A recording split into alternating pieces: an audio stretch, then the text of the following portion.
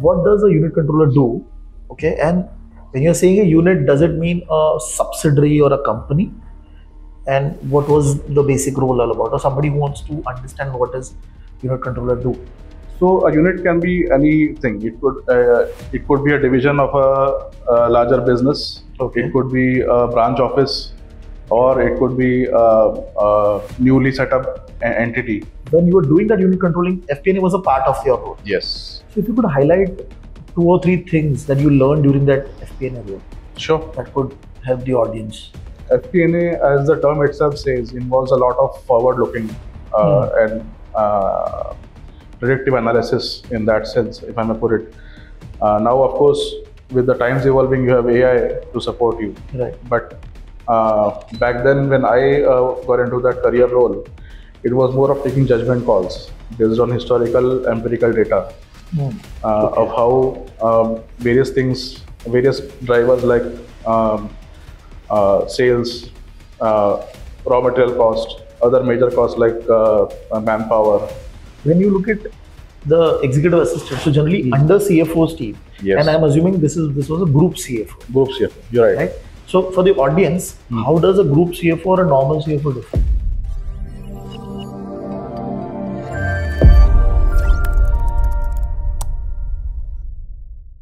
Hello guys, I hope everybody is doing good. Hi, this is Ganesh Nayak. I help finance professionals and students to excel in their career and become a better version of themselves. And I also help students who are preparing for competitive exams like CFA, FRM, ACCA, and SCR.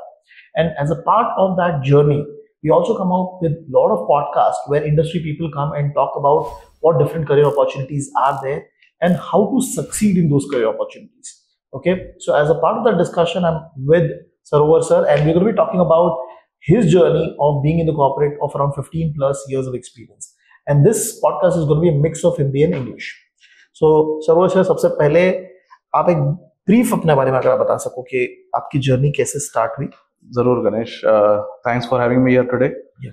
And in terms of my journey, it's been a bumpy ride.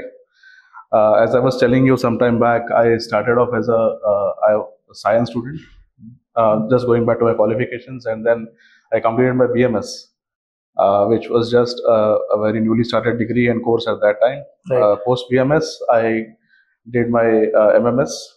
In between those 2 degrees, I also dabbled into sales of Wow. sales of accounts, like which at that point in time equity accounts was very अच्छा, demat accounts and all. yeah, demats, but not exactly that, but it was about setting up premisers Okay. and brokers, sub brokers, that kind of a business Okay. we used to get for our principal. So after MMS, my real journey in finance started in terms of my first job was as a unit controller, wherein I managed the entire finance activities, right from bookkeeping up to finalization of accounts, presenting the results to the stakeholders, presenting MIS on a monthly basis to my finance director as well as all the senior leadership. That's really set up the core foundation, because I was right there at the plant, doing the nuances of the business, of the operations, of all the cost drivers, understanding how things move and what really makes numbers and success for any business. Okay. That really helped catapult my growth journey. From there, I got into niche areas such as FP&A. So my first FP&A role was with a company in Wagle. It was part of a global giant. Okay. So with this company, my role was primarily into budgeting and forecasting. A much deeper role, I would say, wherein I understood importance of deadlines of reporting, understood US GAAP, because we were supposed to report back to the US parent. So, and also bridging Indian GAAP to US GAAP for MIS as well as financial statements. Okay.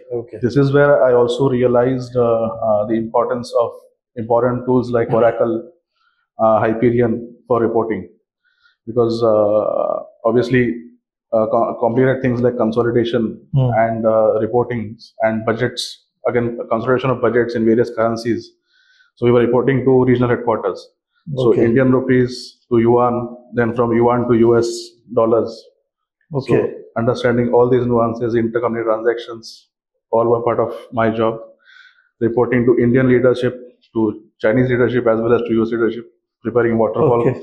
waterfall charts, variances. So again, like I said, a deeper understanding of FP&A Hmm. and dealing with various stakeholders, local and international. Enriching experience in that sense. Over here, I spent about 24 months in this role, and then I was in search for something which really helped me build on this. So, and then this opportunity came up where I joined as a EA to the Group CFO in Executive assistant to Group CFO. executive assistant to Group CFO in a large India-based multinational. Hmm. It's a very closely held promoter-driven company. So, from a MNC to a promoter-driven company again, Cultural differences. So, navigating all those challenges. Hmm. Now, suddenly I was thrust into an area. So, what really mattered in this role, Ganesh, if you ask me, is apart from the deeper understanding of financial concepts, accounting and reporting, etc., Mhm. was management of stakeholders, which I learned in the previous job. Okay. So, EA to the Group CFO is someone working very closely with the entire leadership. Hmm. So we have customers within the group, mainly internal customers. So dealing with the other corporate heads, Right. the CEOs within the group, and then the MD and the promoter family. Hmm. So managing these important stakeholders was something which I learned in the previous job. Okay. That's really what fed into this. Now this was a much wider role and a deeper role at the same time. So apart from understanding concepts, you need to apply them Hmm. and at a very fast pace on various activities. Okay. So during a day in a EA's job, you could be reviewing a legal document, or you could be looking at a balance sheet, or the next hour you would be in a meeting reporting about certain things to Right. your boss. I'll come in more detail about this executive Yeah. role. So once you worked for EA to as CFO, then what the transition was? Mm, so one good thing that happened, and again, it was more about exposure than anything else, was uh, I was working very closely with the MD of the group, Okay. and got noticed, and in a matter of 2 years or so, I was absorbed into the MD office. So Okay. from a EA to the Group CFO, I become a EA to the Managing Director. Managing director. Now this role has its own challenges. It's not finance specific now. You're basically looking at all the functions Right. that the MD has to look at. Right. So activities to do with HR, with IT, with marketing, all of those now come to your table also. Okay. You're supposed to go through them brief, make concise reports, and help your boss understand it in the most specific things in a Right. limited amount of time. Right. Also support with insights to help him make decisions in a faster way. Okay. So this is where right now I am. Okay. For a brief stint, I had a opportunity of working as a plant financial controller also. Okay. And in that at that point in time, I was looking at operations finance, and I had about 3 plants and the R&D function reporting to me. Okay. For the financial related. So it entails everything. You have to set budgets, you have to control expenses, and you have to basically approve all the expenses as per the budgeted cash flows, etc. Right. So it was more about controllership at the plant level. And then again, I've come back to the EA to the MD role. EA to the MD role, right. Now, for the benefit of the audience, Sure. Your first role that you started out was a unit controller. What does a unit controller do? Okay, and when you're saying a unit, does it mean a subsidiary or a company? And what was the basic role all about? Or somebody who wants to understand what does unit controller do? Sure. So a unit can be anything. It could be a division of a larger business. Okay. It could be a branch office, or it could be a newly set up entity. Okay. So why I mentioned the unit is more to do with the size of the business. So in my case, it was a recent JV that the parent entity had with a US based entity, Right. and that so it was started in 2007, and I joined them in 2009. So you can understand it was a relatively young business at that point in time. It has its own challenges. So as a unit controller, you are supposed to go there and set up everything from scratch.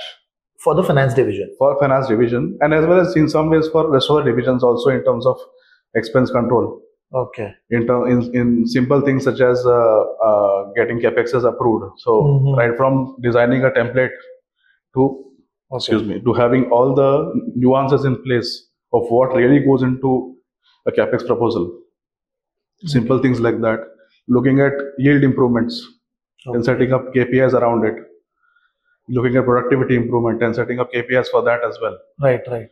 So I got that kind of opportunity, luckily. And apart from that, normally a unit controller is someone who really controls the financial aspect of the business. Okay. Which I mentioned some time ago about controlling the operational finance of factories. Right. It is very similar to that. So you'll have to look at cash availability, things like scrap sales, and looking at nuances like if the pricing is correct, is the system denoting the correct impact of all that is going on. So you have to ensure integrity of the ERP system that you're using. You have to keep self-auditing because nobody else is coming and going to check it for you. Right. So generally, unit control as a role comes into picture, correct me if I'm wrong, where there is no CFO. No, you would typically work under a CFO. So there would be a CFO, and then you would be an extension of that CFO within that unit. So under a CFO, you might have 3-4 unit controllers. Yes. Okay. Yes. Yeah, and it is specific to the location and supporting that location with all the financial requirements. So, like I said, a simple activity like controlling cash also is the responsibility of unit controller. Unit controller, right. And there are a lot of transactions that happen in cash. So it's a very high stakes and high responsibility duty. Yes. And then you have to make sure that your salary payments are happening on time. Your filings and returns are happening on time for GST, excise. Right. Excise is not there, but it used to be there at that one time. Then even simple things like materials goes out for processing on a certain challenge. Then you have to close those challenges when the material comes back in. Okay. So the entire gamut of activities, right from bookkeeping up to closure of accounts and filing of financial statements, getting audit done, all of it comes under the purview of unit controller. Okay. If for any reason you have forex transactions, imports or exports, we used to have exports also. So then making sure that your foreign currency exposure is reported to the headquarters, so that appropriate covers are taken. And then tracking those covers with the bankers. Okay. In terms of utilization of those covers. So it's even simple things like when we imported certain equipment, it was against a commitment of exports. Right. So there is a way of making sure that, as in the government has this way, DGFT, so to say, that how do they know that you have done the exports or not? So there's one document which I learned at that point in time that you have to, when you do the export and you get the money from overseas, there is a document called BRC. So you have to prepare that and submit it along with all the export documents to fulfill your commitment. And why DGFT gives you is, when you import the machinery, you get subsidy on duties. Against that commitment, you have to fulfill 8 times of that monetary value in exports. Right. So why I'm saying this is, there is one level up to which a book or academia can prepare you. But out there in the industry, there's a whole new world. Right. And this is where you practically learn these things. And that's what really sets your foundation correct. So it's all a matter of taking the right interest in your job.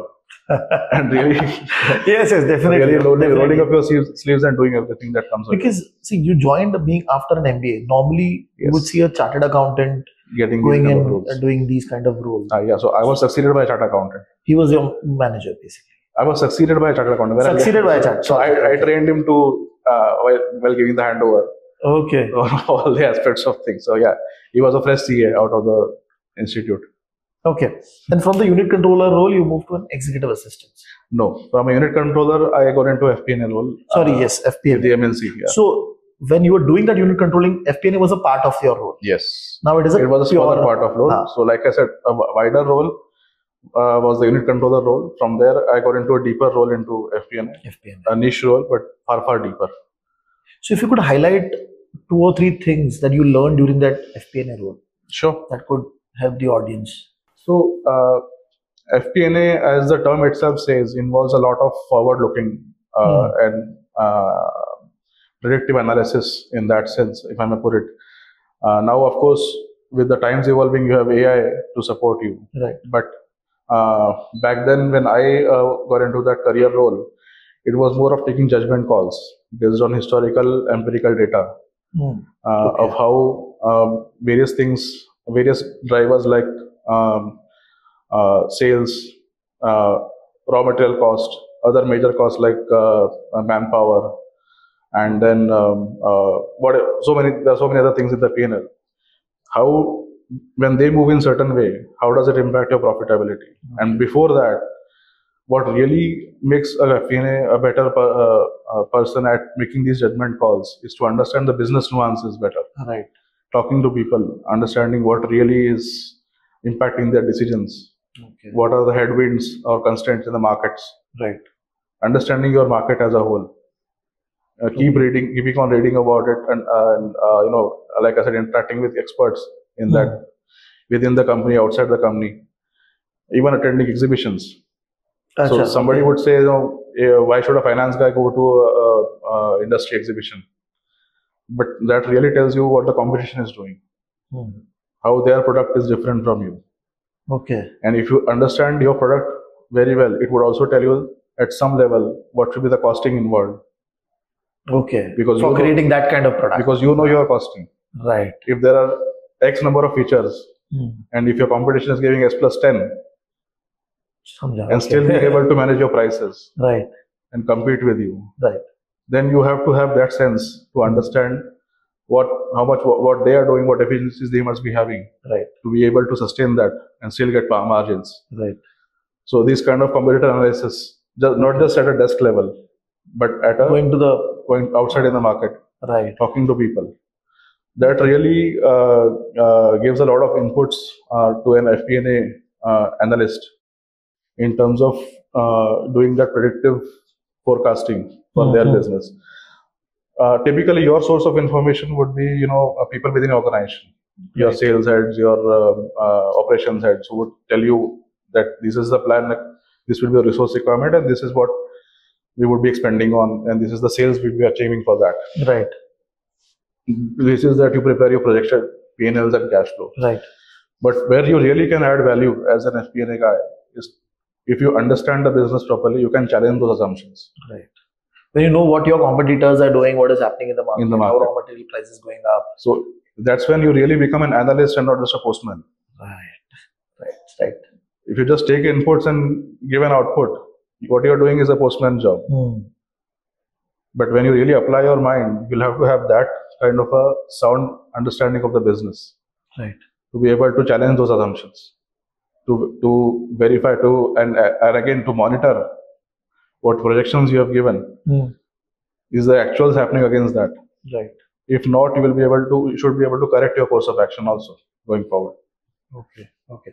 Now, from that FP&A role, you move to the executive assistant role. So, first of all, what does an executive assistant do? And when you're doing that, taking that decision, what was going on in your mind? That it's a completely different role. Correct. So, as I said, when you really get into the role, you suddenly feel that you are in that cliched term called comfort zone. Okay. So when you get that feeling, is the right time when you have to challenge yourself for more. So when I felt that I'm into a comfort zone with an FP&A role, so just to give a context here, so within a span of 2 years, in fact within 1 year of joining the MNC, I got a promotion, which is not usual. Generally happen. How do I challenge myself more? Because I was at that stage of my career wherein I was thirsty for learning more. Okay. So then I looked out for opportunity when if I could get an opportunity to work somewhere which is much a wider role, get exposure to so many other things to do with finance and not just FP&A, Okay. and develop better learning, build on what I have gained. So uh, when we just spoke about in the last 5-10 minutes, what I've also hinted covered upon are soft skills. Hmm. So these soft skills were about stakeholder management. These soft Yes. skills were about really taking interest into not just the technical aspect of your work, Right. but also behavioral aspect, Hmm. dealing with stakeholders, and also taking that one step forward in terms of understanding the business better. Okay. So then, where do I use that now? Okay. Which is what the question I asked myself, and then thought about trying out an EA to the CFO role, which I felt would give me exposure into so many other things, just Okay. not just the FP&A. When you look at the executive assistant, so generally under CFO's team, Yes. and I'm assuming this was a group CFO. Group CFO. You're right. Right. So for the audience, how does a group CFO or a normal CFO different? Sure. Typically, what we are referring to is a federal structure wherein there's a corporate and operating entities. Okay. So, to give an analogy, a corporate will be like a central government, and the operating entities will be like state governments. Okay. So, each operating entity will have their own teams, a CEO and a CFO, Right. a HR head, IT head, etc., etc. Right. And then the corporate will have their own functions, same functions: CFO, finance function, IT function, HR function, marketing function, etc. Okay. Okay. Supply chain is a major thing. In addition to this, there will be certain other central functions which are not there in the group entities, which will be like group strategy. I've heard a lot about this group strategy. Yes, there will be something like ESG, sustainability, which is now Picking up much faster and becoming relevant about it. So much so that we are actually being required to set out separate budgets for sustainability. Wow. Okay. Yeah, because that's very soon going to impact business decisions also. So your customers have already started asking for sustainable processes, so that they qualify you to start buying from you. If you don't have those, then you're not qualified. So your competition may be on that. Then there is something known as CSR, which is also central and which is very India specific thing. But CSR division is corporate. So in this structure, the corporate finance function would typically support your operations finances. With support, what I mean is there will be tax advisory, which will be centralized. Okay. For income tax as well as GST. So any notices or litigations or summons, those will be managed by the corporate team with the support of the group companies. Okay. Then there is legal, which reports into the group CFO. Okay. So corporate legal is there. Then corporate secretarial is there, which will again report to the group CFO. Okay. So secretarial function will obviously take care of all your company law related activities of the group companies. So you don't have so by law you have to have group CS into each of the businesses. Right. So based on certain share capital value. So I think it's 5 crore or something. But typically what happens is there's a corporate secretarial function which really looks at compliances all across the group. Okay. So rather than having a full-fledged team at individual, you're having it at a corporate level. There are certain functions which are centralized. Then we have in our group, and I'm sure in many other groups also would be having this. There's a shared service center which does your invoice processing, AR and AP for all the group companies. Right. These would again be governed by the group CFO. Okay. So there would be a SSE head, but they would directly report to the group CFO. Okay. And typically what happens at least in our group is that whenever there's expansion, brownfield or greenfield across the globe, for a certain period of time, it is run by the corporate. Till the time it can be handed over to the individual company. And there's an integration of various things, processes, even culture of the new entity with our Right. with our group. Till that time, the corporate supports the entity. Okay. And then there are also nuances like not in a large group, not all businesses are the same level of financial security or wherewithal. Right. So not all businesses can afford entire teams. So what I mean by that is the businesses which are smaller in size need not have the entire resources or entire teams on their payroll. They get a lot of support from corporate in those areas. Okay, so at the central level, you have a full-fledged team who is basically helping them out. Now, from there you move to the MD's team. Yes. So what was the difference in the scope and how your activities actually changed? Yeah, so with the group CFO's team and briefly touching about few specific nuances in that, it was more about financial analysis, deep diving into the statutory audit process, the internal audit process of the group, overseeing all that. Then driving synergies between the finance teams of various operating entities, bringing them together, right, sharing resources, driving group CFO offices initiatives. All those were part of CFO's team when I was part of that team. When I moved into the MD office role, it became much more than finance. Of course, finance was at the core of it because that's what my basic qualification is. But over here, it is not restricted to that. Again, with that, hunger for learning more. When I picked up other things working in cross-functional teams in my previous role, right, I also got acquainted and by the amount of time spent in the organization and in the industry, I've acquainted myself with other functions, activities also. Okay. In the group, in the MD's office, anything and everything that has to do with the business is now under your purview. Okay. So the MD has to look at everything: IT, finance, HR, marketing, sales, strategy, all of it. Okay. So many things would come to your desk. You have to sort of make sense of data, draw insights out of it, and then support your leadership with those insights for decision making. That's the primary role in as many simple words. So my job is to make my boss's job easier. Right. In one line. Right. Agreed. Because based on your input, he's going to take some decision. Yes. And it also involves a lot of responsibility. When I say that.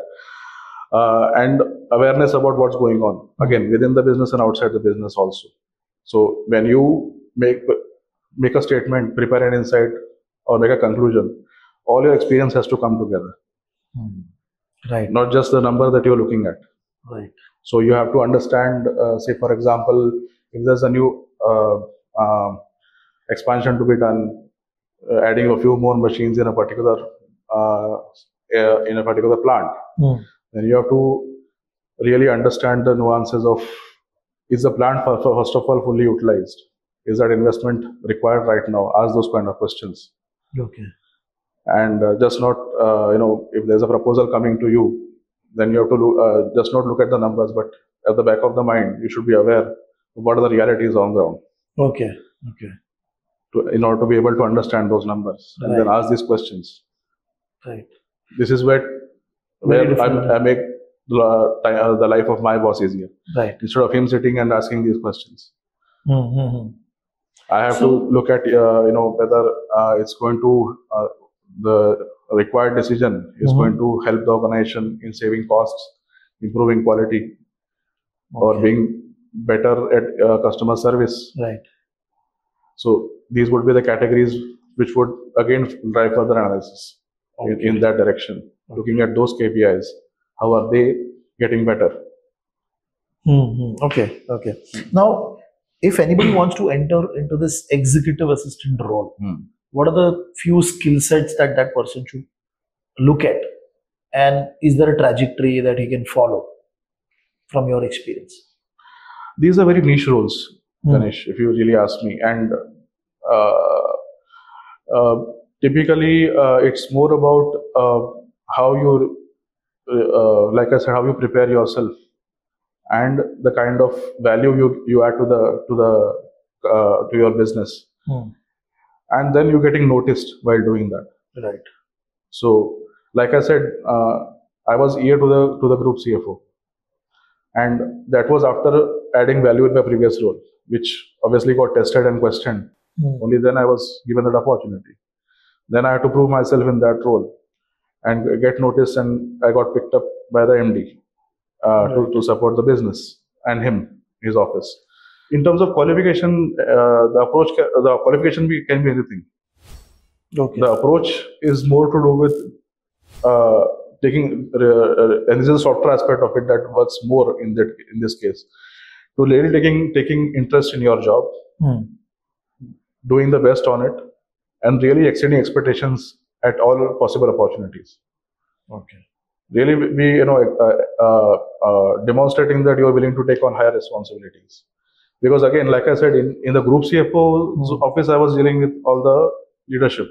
Right. So that responsibility doesn't go down. It in fact increases when you work closer to the MD. Right. So, and when you're at that level, you're also looked upon as somebody who's knowledgeable. So you have to be on your toes in terms of everything to do with your job, with your business. So you have to, as a trajectory or as a homework or understanding, you have to really keep on learning and be on your toes about everything to do with what you're doing. Okay.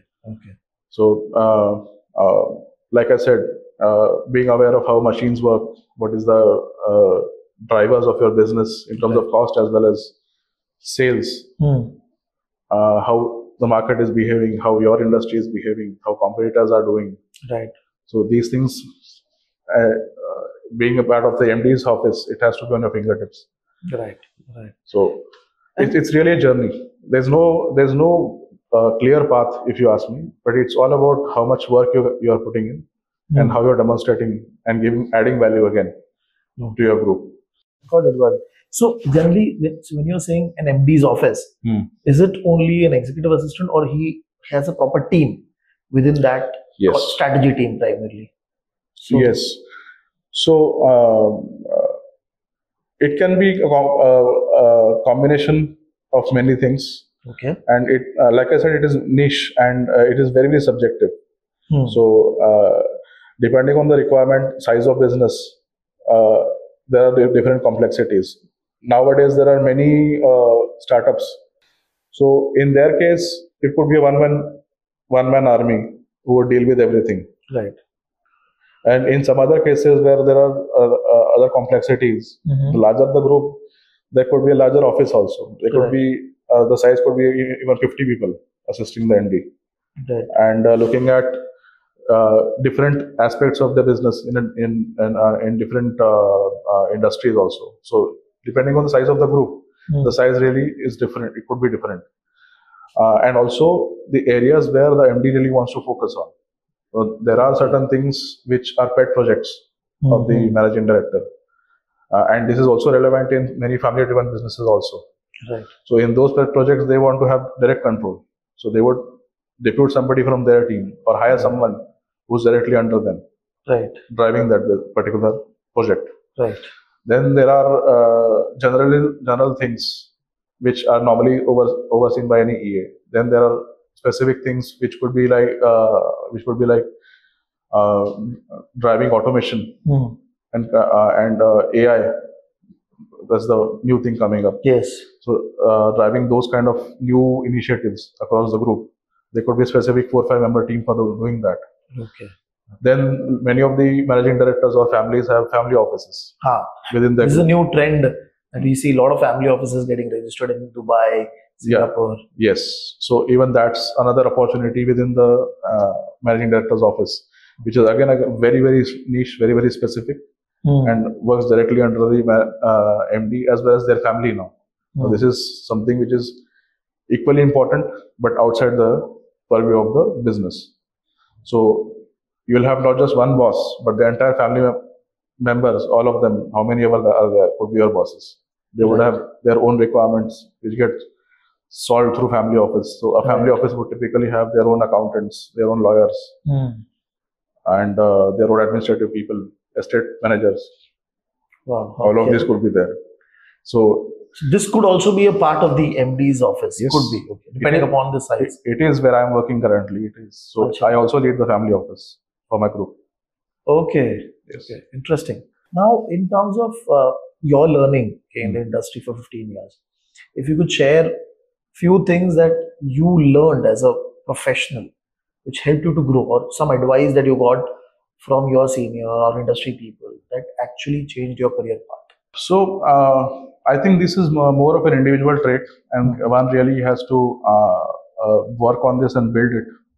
Is that you have to basically catch hold or grab any opportunity that comes your way.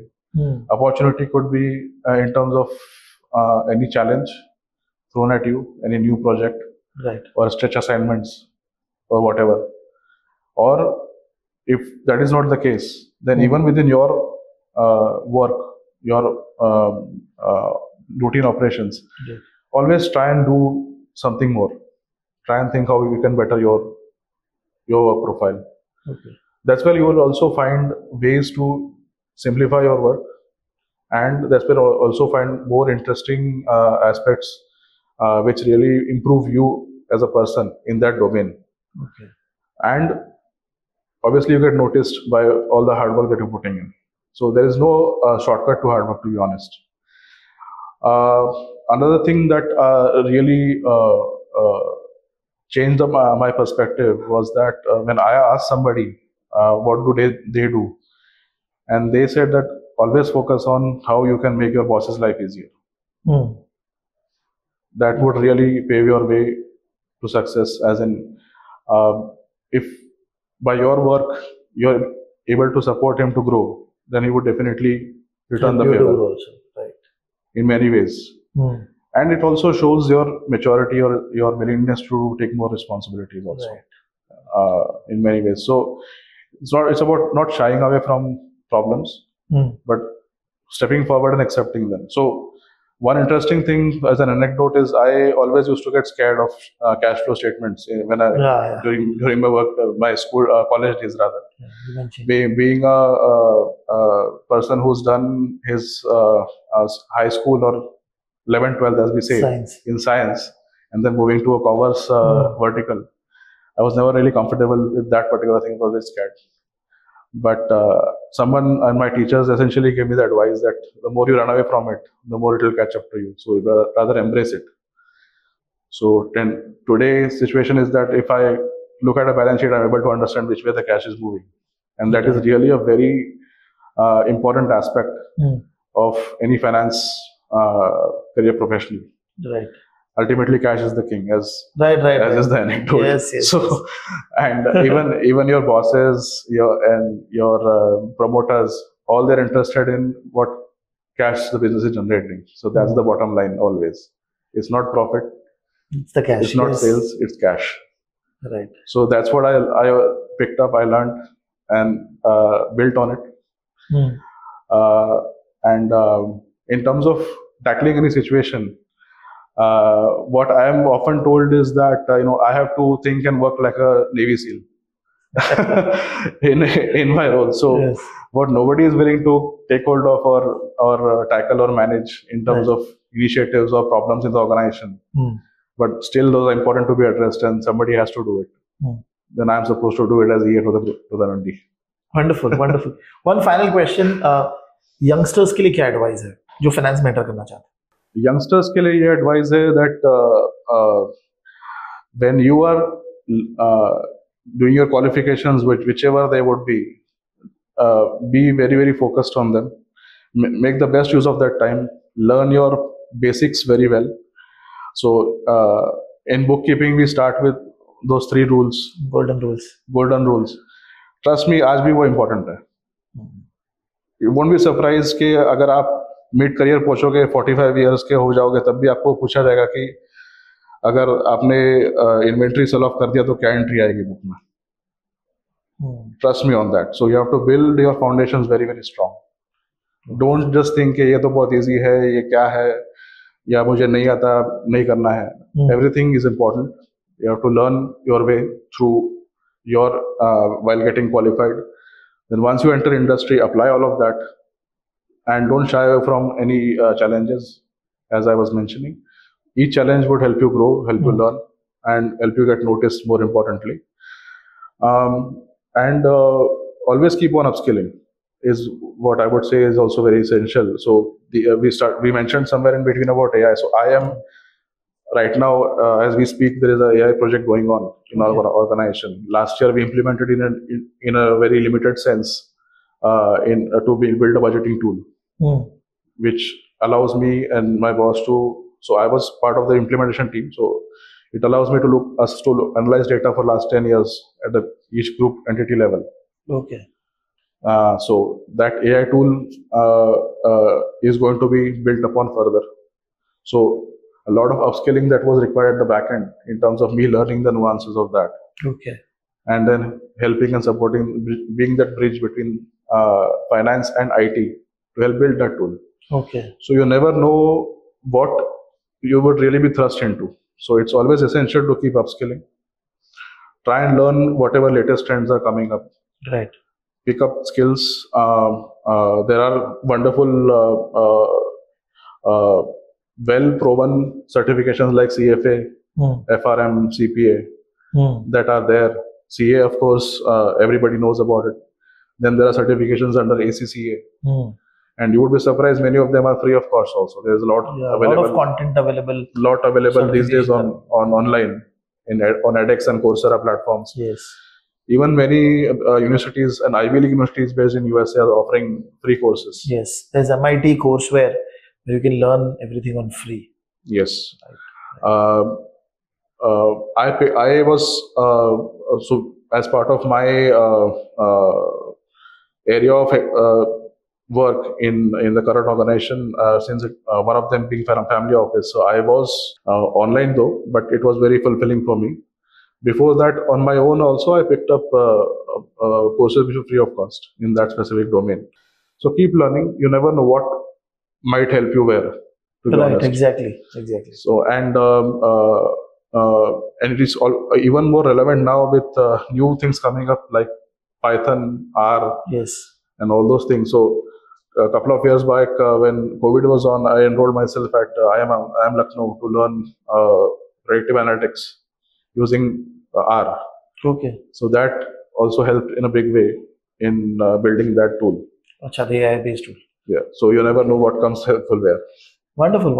I mean, this conversation is going to be really helpful, especially when the audience is going to be hearing about the executive assistant role or the MD's team or the CFO's team. We don't hear much about. And also you talk about the family office. So these career opportunities are also there in the industry, which the audience or the candidate can learn from our podcast. So again, Sarovar Sir, thank you very much for taking out time and talking to us. Most welcome, Ganesh. Pleasure to be here as always. Thank you.